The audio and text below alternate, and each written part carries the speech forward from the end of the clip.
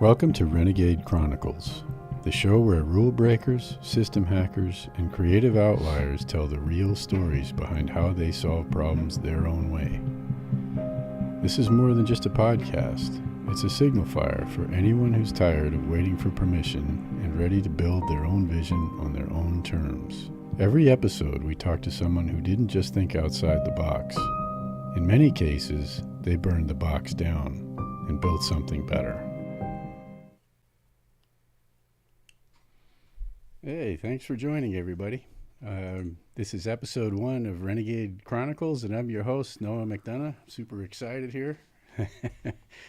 And we've got our guest today, which is Keith Battle. Thanks, Keith, for joining us today. Thanks for having me. Yeah. Let's see. Keith is a digital storyteller, video editor, motion designer, and all-around creative tactician. I would say he's not just somebody that makes things look good. He makes ideas work through sharp visuals, intentional messaging, and what we like to call tactical creativity. If you've ever wanted to combine art, tech, and problem solving into a career that actually makes an impact, Keith's journey is really going to speak to you.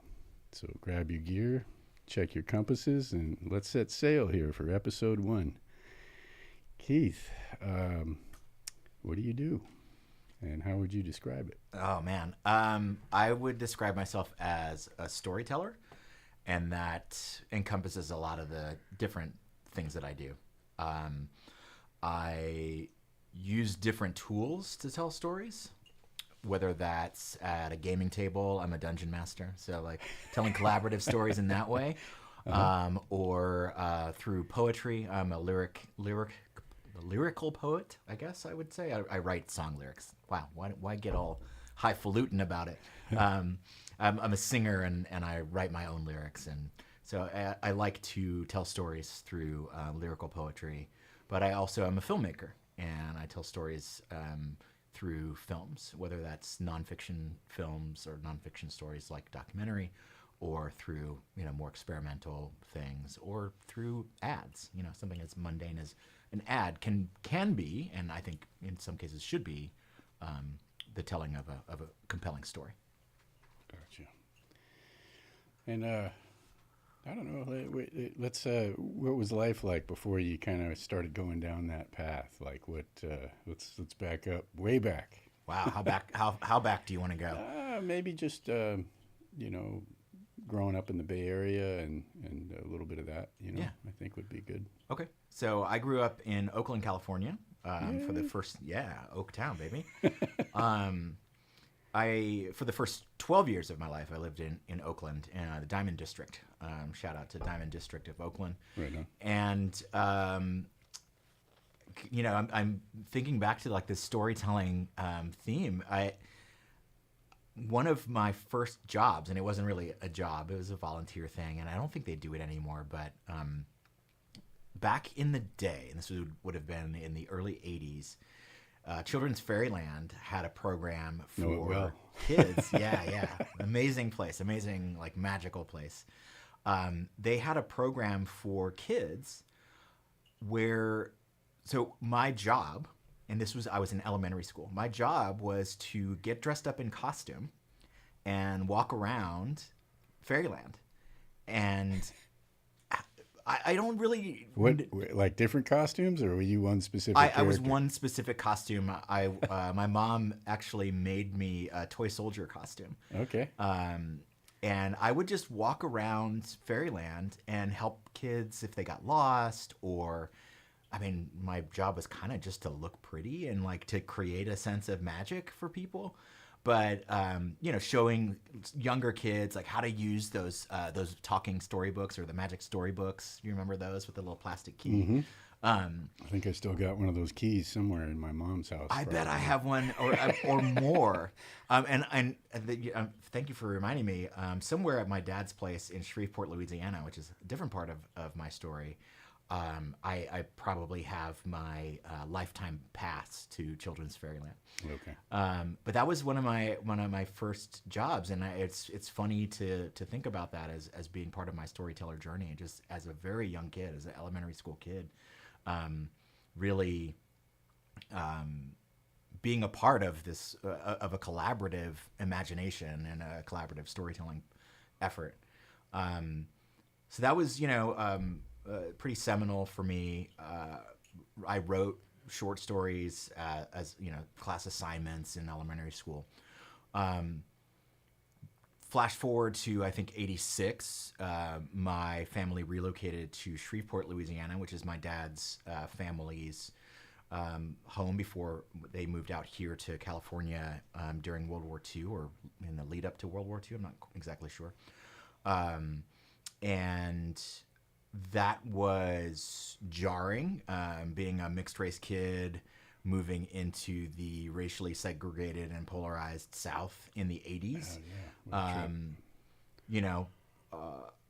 I had to kind of reinvent myself in that new context, right? And a lot of my personal story and a fair amount of trauma, I will say, comes from that transplantation of moving from Oakland to Shreveport. And I spent my 6 years there, middle school and high school. And at the very first opportunity, which is going off to college, I got the fuck out of there because it was terrible. No offense to anyone if Shreveport is where you call home and where you lay your head, but fuck that place. It was trash. It was absolute really trash. Feel. Yeah, absolute trash city.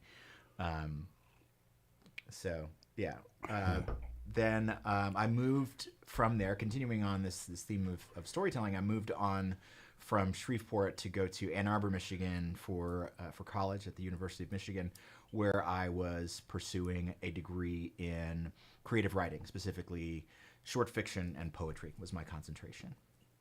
And wrote lots of really terrible poems in my workshops there, but then really turned that sort of budding talent into what became my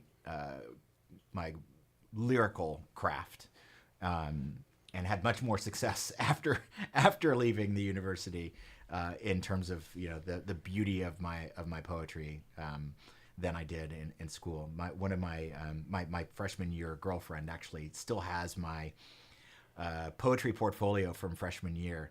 And she found it and scanned it and sent it to me as a PDF, and it was absolute trash.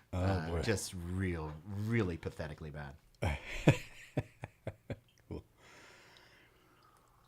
So, in kind of moving through the timeline, did you kind of, would you say that you sort of followed a path of trying to do things a traditional way and then sort of transitioned into breaking from that? Or do you feel that you were always kind of doing things a little bit differently? What are your thoughts on that process?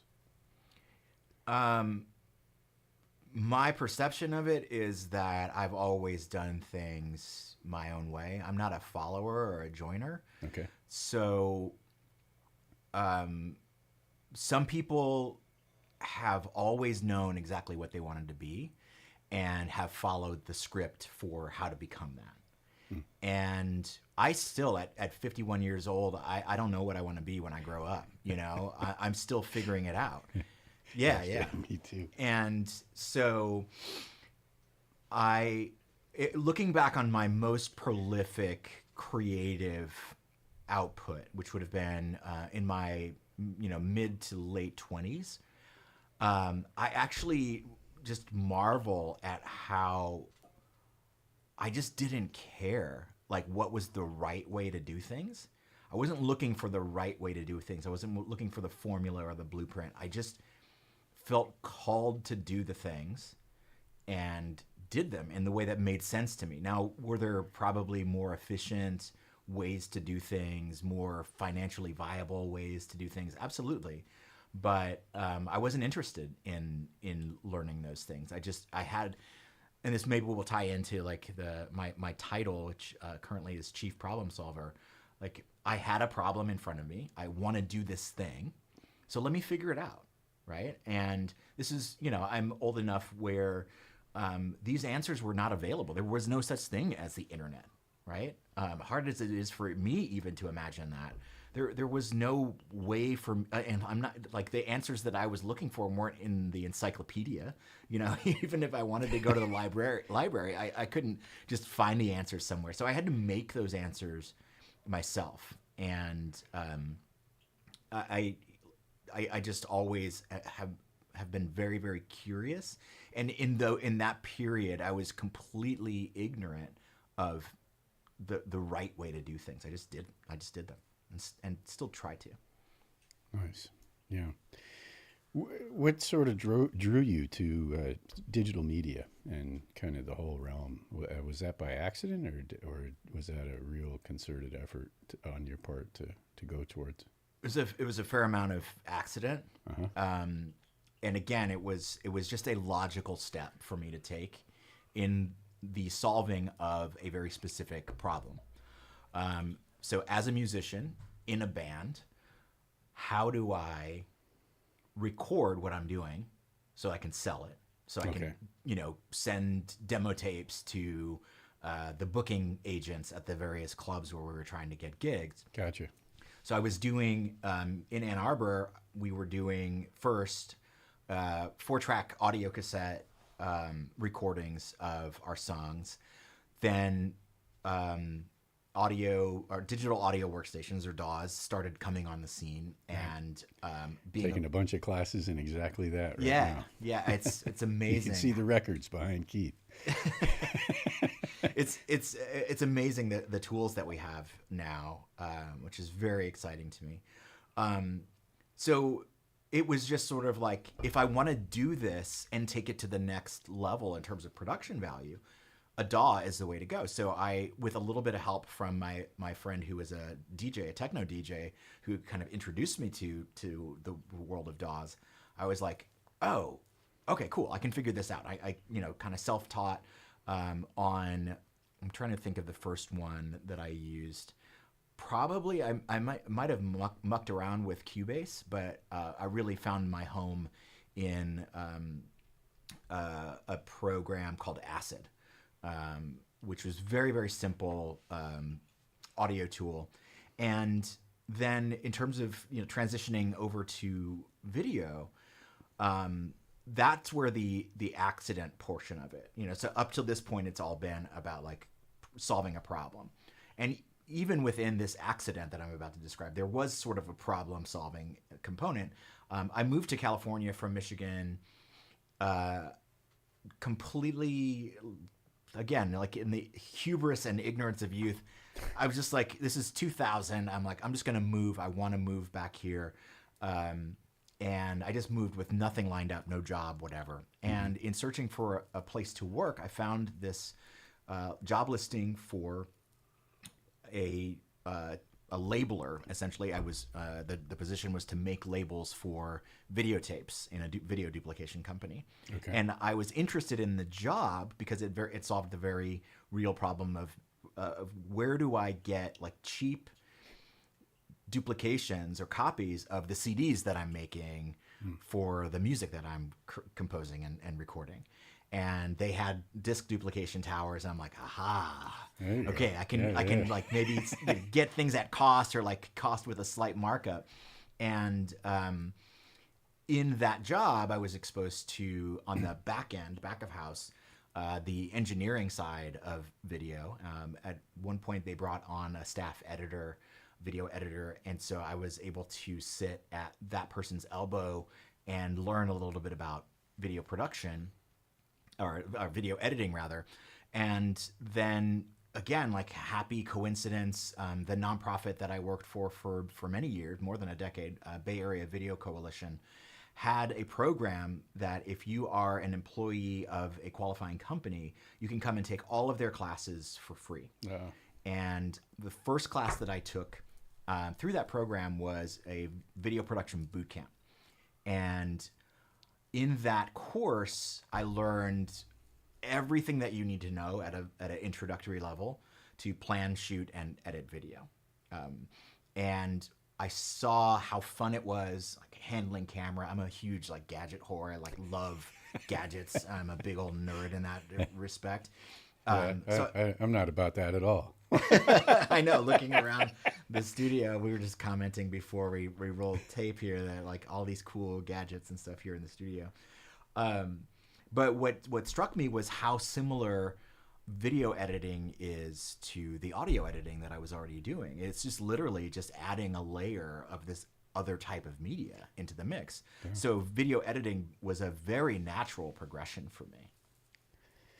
Yeah, it's been interesting actually in taking courses in video and audio editing for myself, and even things that I never realized that tie in together. You know, like you have white balance on the video side, and from the audio side you have pink noise where you try to get all the levels kind of evened out, and it's just trippy how they really do tie together in ways that I never had suspected before. And there's just, man, it's like going down a rabbit hole. I did a little presentation on different types of sound methods and things like that. It's just kind of fascinating.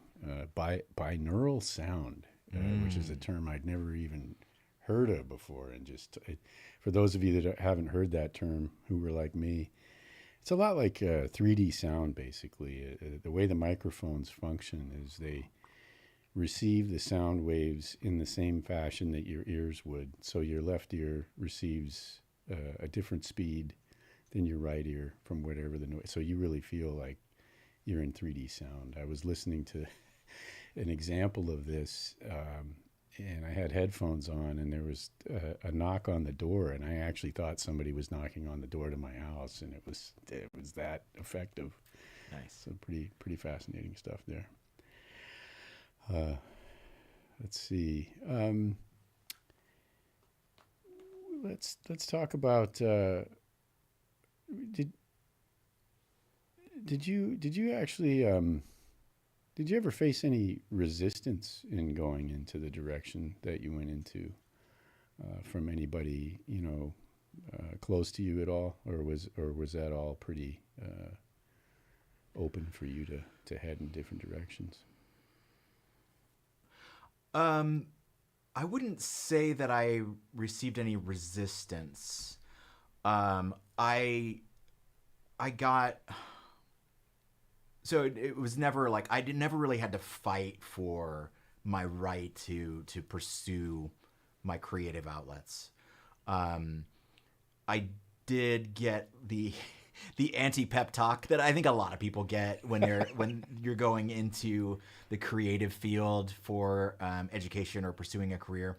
It was the eve of me going away to college, and my dad asked me what I was going to focus on, and I told him I wanted to focus on English.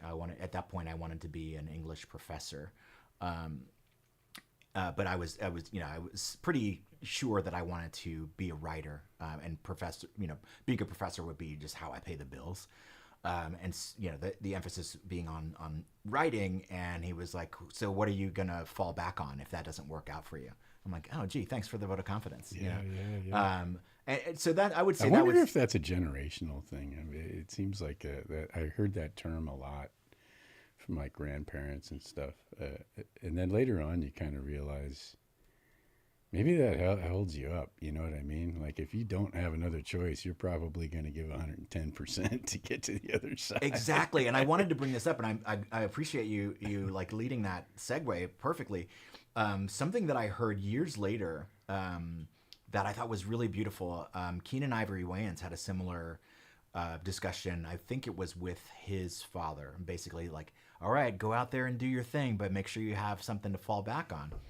And he had the presence of mind, the wisdom, in his 20s or whenever this was happening, to say exactly what you said. If I give myself something to fall back on, the moment things get difficult, I'm going to give up because I've got this safe thing that I can do. Right. And so, yeah, like there is no safety net. Like it is do or die. I love that, that presence of mind to say like, no, if this is something that I'm doing that I'm really passionate about and is really hard to do it at the level that I want to do it, it's going to be incredibly hard. If I have any way of talking myself out of it, I'm going to take it because it's human nature to avoid suffering and discomfort, right? So Yeah. he didn't want to give himself that out. And obviously, you know, as successful as he and the rest of his family are, it paid off, you know, great dividends. Yeah, that's real interesting stuff. I mean, and it's, you know, we all get into those moments where the lights go out, your head goes on the pillow, and your mind automatically goes to all the things that could go wrong, kind of a thing, as opposed to maybe when you wake up and the sun's out and you're ready to charge. You know, if you have that thing to fall back on, you might pull that ripcord, you know? Yeah. Let's see. Let's talk a little bit about method stuff. So you work across editing, motion graphics, and, you know, obviously running a business there. There's project planning. What are the areas that you feel the most comfortable in and have the most fun with of those different segments? Or is it all of it together? Wow. While I gather my thoughts, I'm going to just put a shameless plug in here. You mentioned I run my own business. No. One Tiny Problem is my business. And even in the name is you know, that problem solving nature that has just been part of my life for forever. I just am going to interrupt you there real quick too, just for the listeners and viewers. I've actually got the hyperlink in there for Keith's website for One Tiny Problem as well, and we'll come full circle back on that too. Yeah. So, it's hard for me to say which aspect I feel most comfortable in, and I think for me, and maybe this will be helpful for your listeners to hear, like again, at 51, I am just starting to become comfortable in my own skin and confident in the skills and the talents that I have. And so everything is terrible. You know, everything is a shit show. It's like, oh my gosh. You know, I think it was Neil Gaiman had said something about, you know, this is a award-winning author, just, you know, whatever. You know, constantly being afraid that the fraud police are going to show up, and it's like, hey, I don't know if he won a Pulitzer, but whatever, we'll say it's a Pulitzer. That Pulitzer, you know, we're here to take it back because we finally realized that you don't know what you're doing. Right. That's been my baseline. It's like, I don't know what I'm doing. Someone's going to find out, and then this whole thing is going to come falling down, right? So with its video production, I'm terrified that the subject is going to be out of focus, or that my white balance is going to be off, or in editing, it's, you know, oh, I'm sure that someone else could solve this problem and could edit this thing a lot faster. So it's all just been terror filled, you know, every moment of it. I think with that said, there are moments and experiences of every aspect of what I do, whether it's behind the camera, in front of the camera, or even just in the planning stages, or now running the operations for One Tiny Problem. There's these moments where I am completely in that flow state, where my curiosity is piqued and is being satisfied. And so it doesn't really matter the context. If I am curious and I'm engaged, that's when I'm having the most fun. Right on. Cool. Yeah. So how do you balance your personal curiosity and client expectations? Have you ever pushed a client to try something unconventional and had that really work, or have you had the converse happen where it's blown up in your face? No, I'm fortunate that I've never had a creative decision that I had that I pitched and had to really sell hard, blow up on me. But I also have not had really any challenges where I've had what I think would be a better creative solution to a problem and a client has said, no, absolutely not. I've only been sort of adjacent to that particular situation in my previous career as a post producer. I worked with a director who This is maybe a little bit afield, but but maybe some your listeners can relate to this. Worked with this client for years and years and years. This director that I'm speaking of worked with this client for years and years, and every year they did the same thing. It was some big tech company, and every year they had this annual sales conference, we'll say. Every year it was exactly the same blueprint. Finally, the client that he was dealing with came to him and said, "You know what? We got the green light. We have complete creative control. We can really radically rethink how this thing is going to get shot and how we put it together. Let's have fun," right? So in the edit, they do exactly that, and then the big boss on the client side came back and was like, "What the hell is this? This is too risky. This is too whatever." And mind you, this was within the confines of a pretty buttoned up kind of corporate, communications piece. So like, I sort of vicariously experienced that disappointment of like, finally I can have some creativity and run free, only to have the rug pulled out at the not even at the last minute, like midstream. Okay, yeah. What would you say your toughest challenge has been, and the process of overcoming it? I guess one of the things I'd like to know is, in those type of real sticky situations, are you able to find the answers out there to get out of those, or do you really have to come up with your own creative ways, or some combination of the two, maybe? I think it's a combination of the two. I think my inquisitiveness and my problem-solving nature allows me to be open to the solution wherever it may be. That may be a technical issue that I'm having with Premiere Pro, for example. The answers are out there. The University of YouTube is open 24/7, right? Yeah. And so I can find answers there. I usually will try to solve the problem on my own first. I will try to figure out with regard to technical solutions, I'll try to figure out why things are not behaving the way I expect them to. And I've kind of gotten this through my education at the School of Hard Knocks, also known as on-the-job training. It's easier to get the answer that's going to be the answer if you come to the person who is the knowledge base and say, I have this problem, here's what I've tried. I've tried X, Y, and Z. And they're going to say, oh, okay, cool. You've done all those things. What you need to do is try A, B, and C, right? Because usually, this is going to sound conceited, but I am objectively smarter than the average person, right?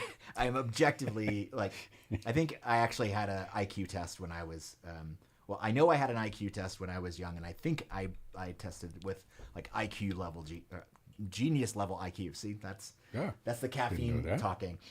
I'm in rare company. Yeah. So, the answer that someone is going to give me if I just say I have this problem is going to be the equivalent of, did you try turning it off and turning it on again? Right? Yeah, right. Bro, I've done that already. And I've done 3 steps beyond that, and I still can't figure it out. So it serves me best to try as many things as I can think of to solve the problem before looking for help, whether it's searching online or asking an expert that I know. Now, where I am an absolute moron is in interpersonal relationships. So those sticky situations that come up with creative differences or other things like that is not an area that I am strong in yet. I'm getting way better at that in the last 9 months. Would you say that's like positioning things in such a way that it makes it seem like it's the other person's idea? Yes, in some situations, yeah, absolutely. It's it's the difference. Thank you for bringing it up. It's the difference between saying, "Here's what I think we should do," Yeah. and saying, "In the past, I've tried this, this, and this. What are your thoughts? How would you like these things don't work? Uh-huh. How would you solve it?" Even I already have the idea that I want them to find in my mind. Right. I'll say, you know, given that this thing, and this thing won't work, or not necessarily that they won't work, they have these costs associated with them. Right.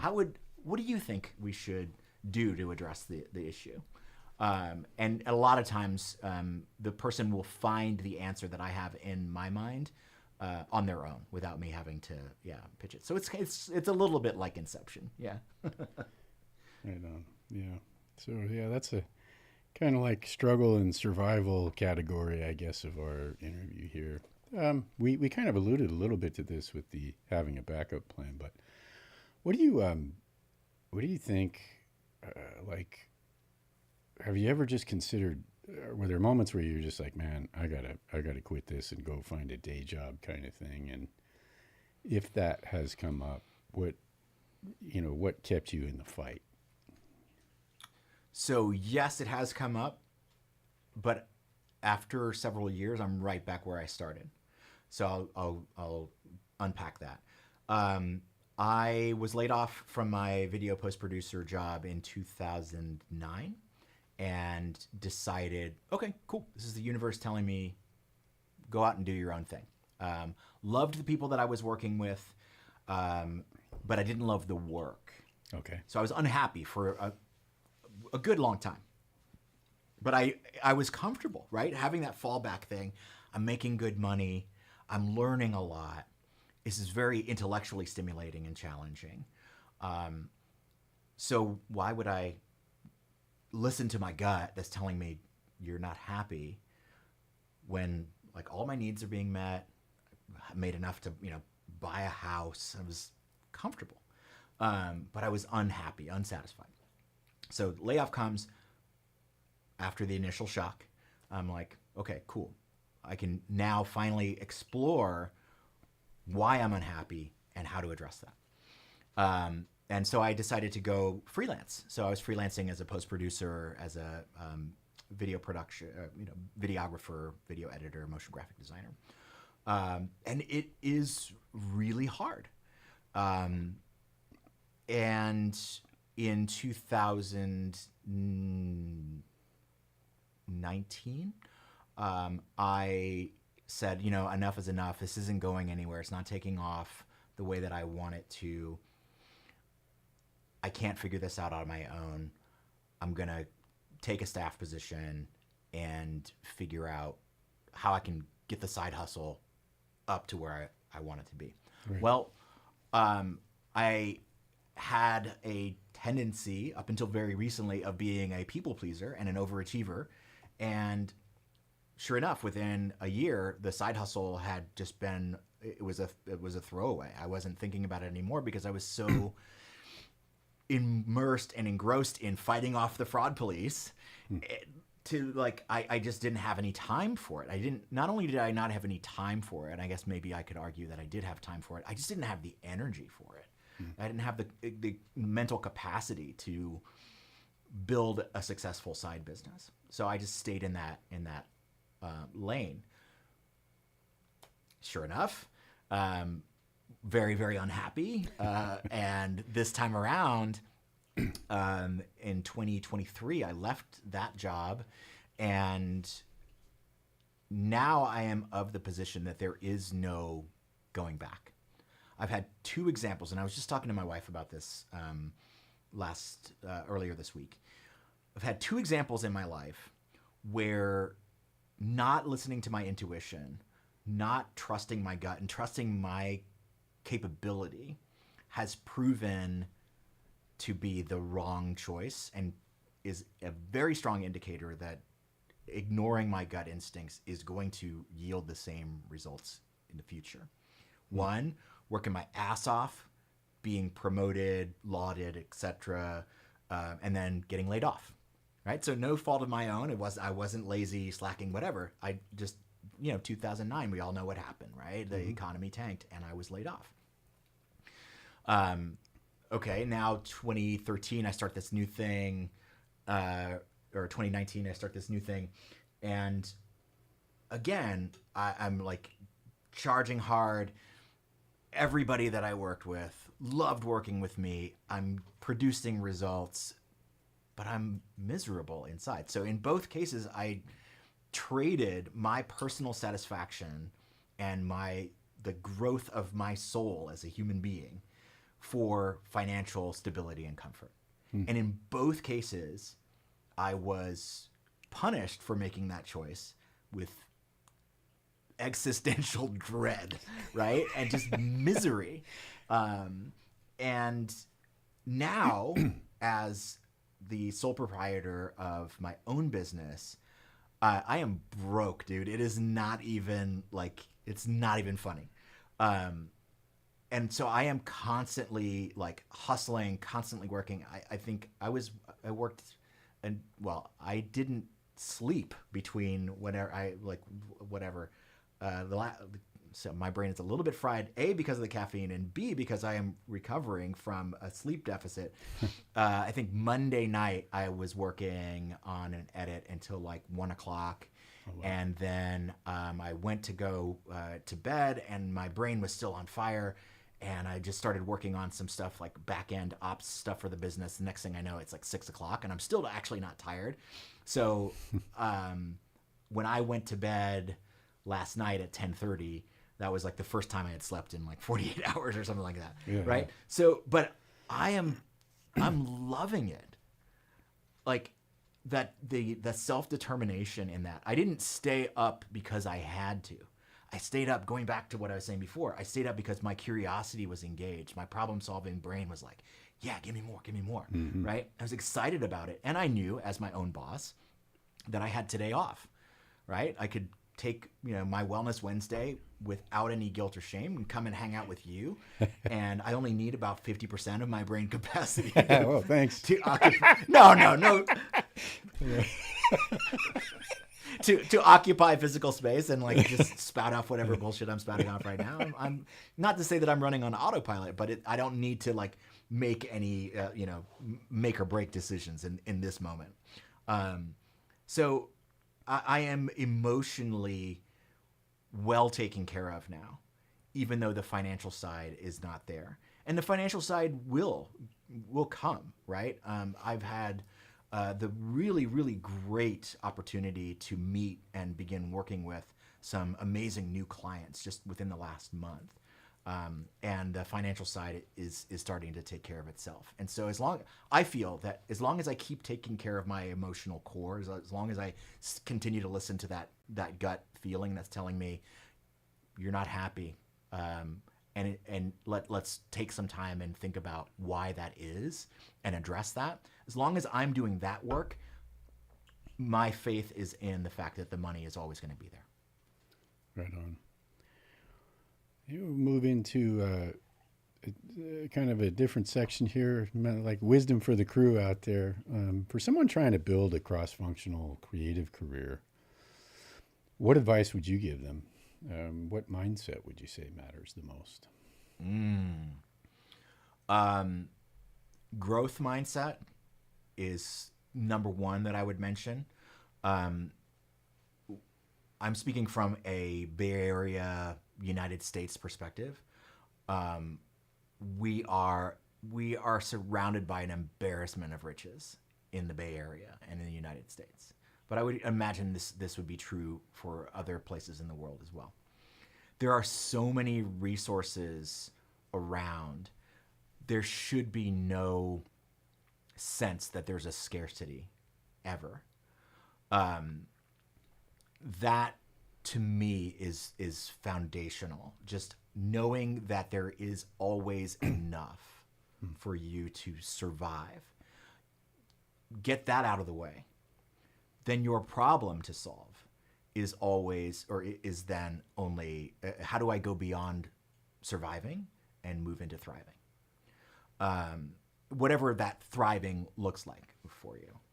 Um, being a T-shaped individual is another thing. So like T-shaped like this. Having a broad area of interests, but at a very shallow depth, and having one area that you can go really, really deep in. So it's kind of the best of being a generalist and being a specialist. So have a specialization, and my recommendation would be to specialize in something that gives you deep joy and satisfaction, whatever that may be, and then have a broad area of interests that you can cross train in, because learning about the lateral side of things for me has often led to deeper levels of my specialization. So like we were bringing it back to what we were talking about earlier, knowing about music production and post-production has allowed me to go deeper and deeper into video production and video post-production, just to give a concrete example of that. No, that's fantastic. What's one underrated or misunderstood skill that you think more creatives should focus on mastering beyond, just the software? Ooh. My top one would be time management. Time management, the way that it was pitched to me when I first heard that phrase, was more about productivity, efficiency, and that is great if that's your objective, is to be more productive, to be more efficient. But I like to think of time management from the perspective of protecting my three energies: my mentals, my emotionals, and my spirituals, right? So time management is part of my suit of armor that I wear to protect those three sacred things. Because without those things, without being mentally, emotionally, and spiritually grounded, I have nothing. I could have all the money in the world and still be miserable, right? So making more money, being more productive is not serving me unless I'm taking care of those things. And it is one of those, time management is one of those disciplines where it literally is minutes to learn and a lifetime to master. I don't have the optimal formula for time management for anyone but myself. And for myself, the optimal formula is to always be learning new ways to do it, not to get hung up on the fact that I failed to get everything done that I planned to get done last week. It's to always ask, okay, how can I do it better? Right? Accept the, take the L and just be like, how do I do it better next week? Instead of being like, dude, you fucked up. You didn't get X, Y, and Z done. Right. What's one thing that you know now that you wish you knew when you started out? I'm enough. That's part of the healing journey that I'm on right now. Always feeling that I'm not enough, that I don't work hard enough, that I'm not good enough, that I'm not smart enough, that I'm not kind enough. Always feeling those things, like viscerally feeling those things, destroyed me mentally. The light side of that, of feeling like it's never enough or that I'm never enough, is that it has driven me to be really, really good at the things that I apply myself to, right? I think there's something to be said for the way that trauma can drive someone to be excellent in their field, right? Is that hole that you can never seem to fill up drives you to just constantly be better, but it can work to a point. There's a point of diminishing returns on that. So accepting that I always do my best, and my best is all that I can give, and it's always good enough, and I can always get better tomorrow. That's something that I am still trying to learn. The old perfection is the big enemy of progress, right? I fight with that all the time. This case in point right here. I mean, this being the first show, all kinds of emotions running through my head before I'm this. sure. I'm sure. Yeah. But you're doing great, man. Thanks, man. What's a small unorthodox decision or thing that you did your own way that paid off super big? That's a great one. Maybe like, you thought, oh, there's no way in hell this is going to work. And then holy shit, it did. Huh. I have to say, I don't have a solid answer for that. If you give me a minute, I'm Yeah, sure we I can could come back to it. Yeah, Sure. I'm sure I could find something out. Maybe this will, what would you, since we talked about it, what would you tell somebody, who's afraid to do their things their own way? Maybe is that people pleaser or overachiever, but they know that they need to. Like what would you say to them in a short sentence? Man, you're stumping me with these. These are great questions. We could ask ChatGPT. I'm not gonna lie. I used it to put some of these questions together. Again, like we live in the presence of miracles, man. We have these amazing tools right now, more powerful tools than we've ever had in human history, and I think people don't stop to really marvel at that enough. There's so much change happening so fast that we just accept that something amazing like ChatGPT, or it's almost like, yeah, okay, what's next? You know what I mean? It's like there's no awe in it anymore. But if you just take a moment to think about it, I can think about these things because I grew up in an age. I was thinking about this when we sat down. To do this show would require a team of people and a dedicated like hardware infrastructure and access to like FCC. You know what I mean? It would be like so difficult to do this, and we can do it on a freaking laptop with a couple. It's amazing. With amazing broadcasting software that's, oh, by the way, free. Yeah. Not exactly the most intuitive thing, but like you said, the University of YouTube, nobody taught me but YouTube on this stuff. Yeah. Yeah. So the thing that I would say to someone who is unsure that about doing things their own way is two things.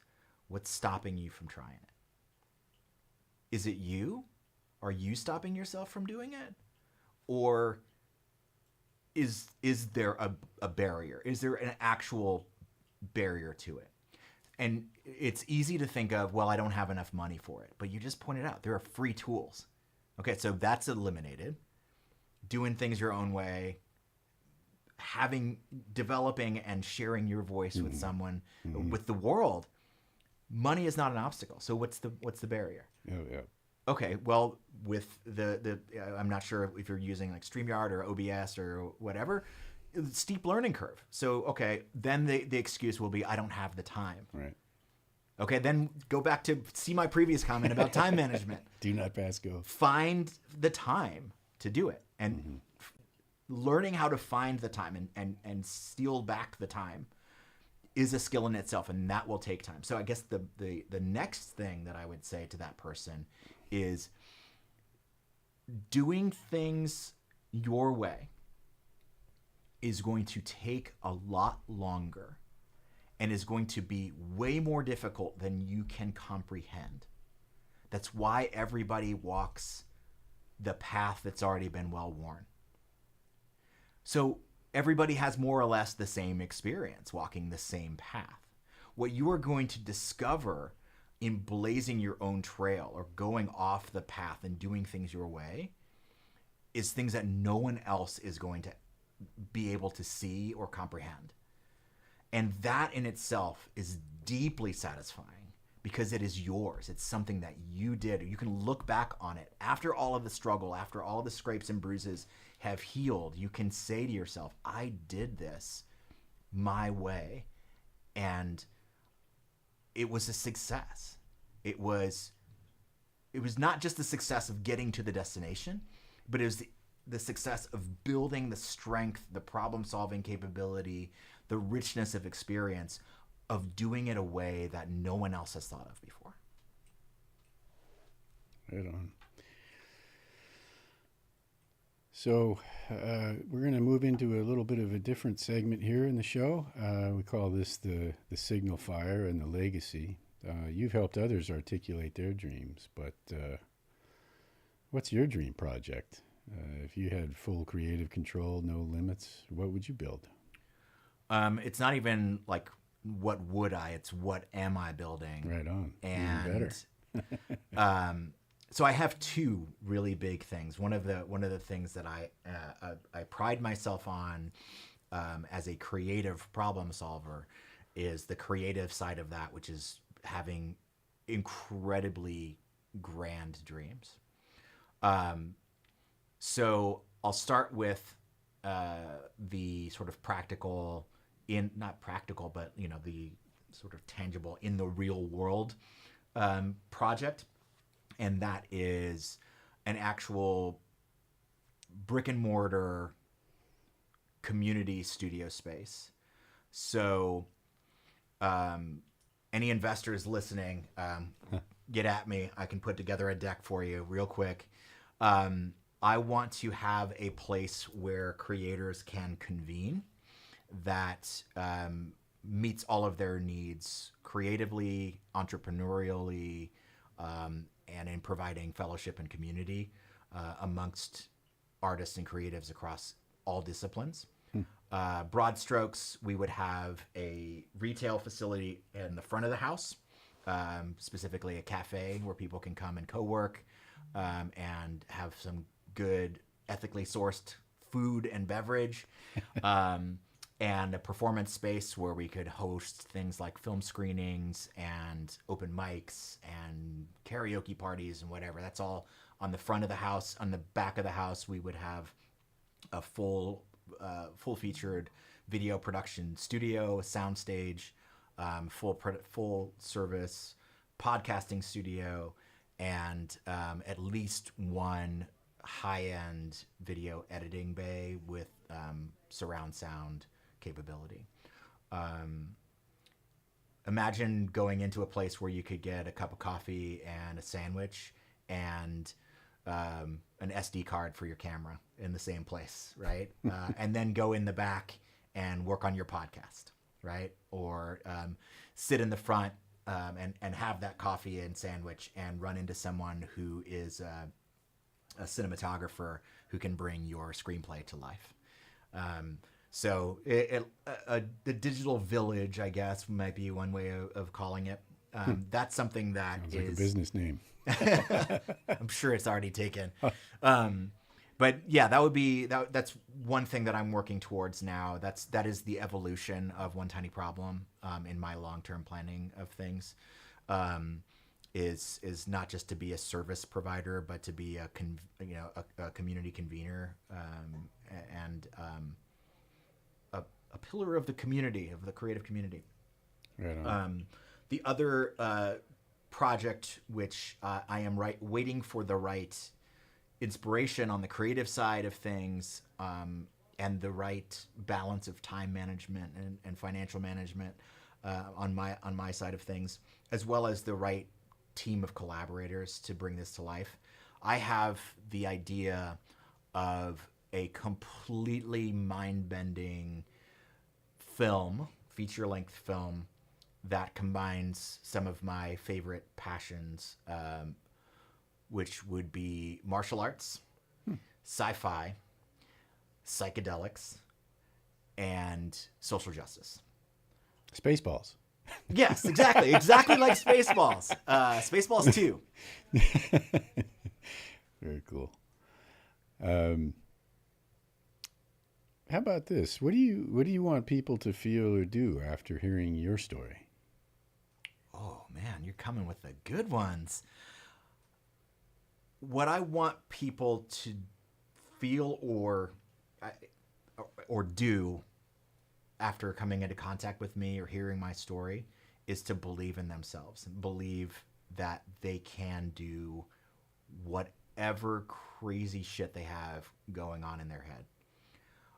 I want people to walk away from any interaction with me feeling inspired, feeling loved, and that their story has value. So much value that it's something that they can say, I don't care how long it takes. I don't care how hard I have to work at this. I'm going to share this story because it has value and it can help other people. Right on. I'm going to go ahead and just share my screen here real quick. And I'm just going to pull up your website, which I've actually got listed in the chat. There's a little bit of a lag here on there. Yeah, we're working. Cool. It's popping up. We just have a little latency here. So I just have your website up. But is there any where else can we find what you do, and is that the best place to go, or do you have any other? So I can't see your screen. So I have two websites, and I want to just point out that this is one of those T-shaped cute individual things. I'm showing the One Tiny Problem website. Just main onetinyproblem.com. Okay. So I'm not a web designer. I know enough to know that I need to hire someone to help to do a complete redesign for me. And that's on my punch list for this year. One Tiny Problem is a place to find me, but it is not the best place to keep up with me and what I'm doing on the regular. I'm all over socials at onetinyproblem.com, okay. The numeral one. Not onetinyproblem.com, but at onetinyproblem with the numeral one. So like Facebook and Facebook, like Instagram, okay. LinkedIn, YouTube. Like I just opened a Mastodon and Blue Sky account for the business, just in that fever dream of no sleep the other night. That was one of the things that I was doing, was setting those up. There's nothing there yet, but those are good places to find me. But another place that people should look if they are looking for motivation, inspiration, and skills training. We've talked a lot today about my production or my content creator or whatever you want to call it side of things. The other side of One Tiny Problem is that I teach people how to do all the things that I do. So if you go to skills.onetinyproblem.com, you can see all the courses that I'm currently offering in person and in Zoom. And there are some things now and more to come that are asynchronous or learn at your own pace courses. I would love to hear from people what courses in the digital media space or the proper care and feeding of the artists that you love that you would like to see me develop, because I'm constantly, I want to help people. And I'll just say one last thing about it, that piece of it, and why teaching people to do what I do is important to me. And that is, I focus my business specifically on BIPOC and women-led small businesses and nonprofits. That is my niche. That is my lane. That is who I am here to serve. And because of structural barriers that exist for that population, I find that a lot of the people that I want to work with the most as a service provider, as a videographer, video editor, don't have the budget to do things the right way with me. And I don't want to just say, sorry, you can't afford me, right? I want to say, I can't do what you need done on the budget that you have, so let's work together. Let me teach you how to do some of these things so I can share some of the load with you, and then I can take on a more narrow scope of work for you, and we can get you to a place where you get the desired result at a budget that works for you. It also is part of my calling, I guess you could describe it as, to share what I know with other people like me who are curious, have a story to tell, but just don't know how to get there. I want to be a collaborator with all of my clients. And one way that I collaborate with my clients is by teaching them what I do. Excellent.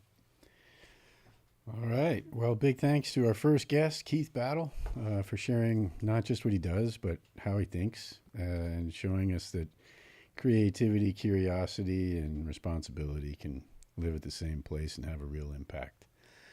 If there's one thing that we can take away from this one, I think it's clear you don't have to follow a map to find your way. You can build your own damn map if you have to. So thanks for everybody for listening.